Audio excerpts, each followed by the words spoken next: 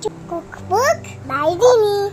Hello everyone, welcome back to my channel Cookbook by Rini তে আপনাদের আজকে আমি যে রেসিপিটা শেয়ার করছি সেটা হচ্ছে চিকেন কিমা দিয়ে পোলাও আর তার সাথে একটা রায়তা।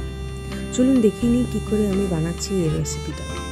প্রথমেই একটা কুকওয়্যারে হোয়াইট অয়েল দিয়ে দিচ্ছি, তার সাথে সাথে গরম মশলা গোটা দিয়ে ওগুলোকে একটু ভেজে নিচ্ছি। এবারে আমি একটা মিক্সার গ্রাইন্ডারে পেঁয়াজ, রসুন, আদা আর টমেটো পেস্ট করে নিয়েছিলাম, সেইটাকে আমি ওই কড়াইতে দিয়ে দিচ্ছি। এবার ওটা একটু ভাজা ভাজা হয়ে গেলে চিকেনটাকে মিক্সিতে আমি পেস্ট করে নিয়েছি একটু দরদরা করে, দিয়ে ওইটা ওই সব মশলার সাথে মিক্স করে কিছুক্ষণ আমি এটাকে রান্না করতে দিচ্ছি। যেহেতু এটা একরকমের পেস্টেরই হয়ে গেছে, তো যার জন্য এটা বেশিক্ষণ লাগবে না রান্না হতে। সাথে সাথে তো এর মধ্যে কিছু মশলা আমি অ্যাড করছি, নুন, হলুদ, জিরে গুঁড়ো আর চিকেন মশলা, এগুলো অ্যাড করে দিয়ে আবার কিছুক্ষণ রান্না করে এটাকে মশলাগুলোর সাথে সব কিছু ভালো করে আমরা এটাকে মিক্স করে দেবো। মিক্স করার সাথে সাথে উপর থেকে আমি একটু লঙ্কার গুঁড়োগুলো দিচ্ছি, দিয়ে আবার একসাথে সবগুলোকে মিক্স করে কিছুক্ষণ আবার রান্না করব একদম লো ফ্লেমে।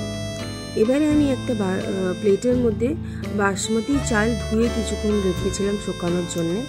চালটা যেই ভাজা মানে একটু ড্রাই হয়ে যাবে তখন এইটার মধ্যে অ্যাড করে দেবো।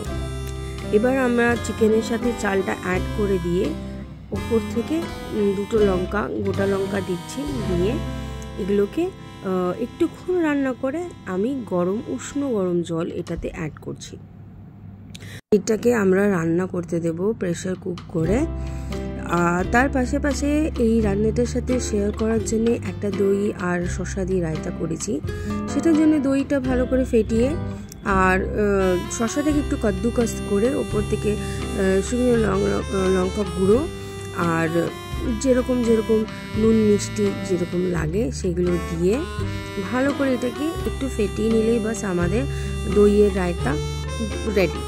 এরপরে যেই আমার এটা প্রেসার কুক হয়ে যাবে, একটা প্রেসার কুকার একটা সিটি দিলেই হয়ে যাবে। উপর থেকে ধনেপাতা ছড়িয়ে বাস রান্নাটা সার্ভ করুন। গরম চিকেন পোলাও, চিকেন কিমা পোলাও আর তার সাথে দই শসার রায়তা। রান্নাটা খুবই সহজ আর খুবই তাড়াতাড়ি হয়ে যাবে। গরমকালের জন্য একদম পারফেক্ট, বেশিক্ষণ রান্নাঘরে আপনাদের দাঁড়াতে হবে না। আশা করি ভালো লাগবে। ভালো লাগলে আমার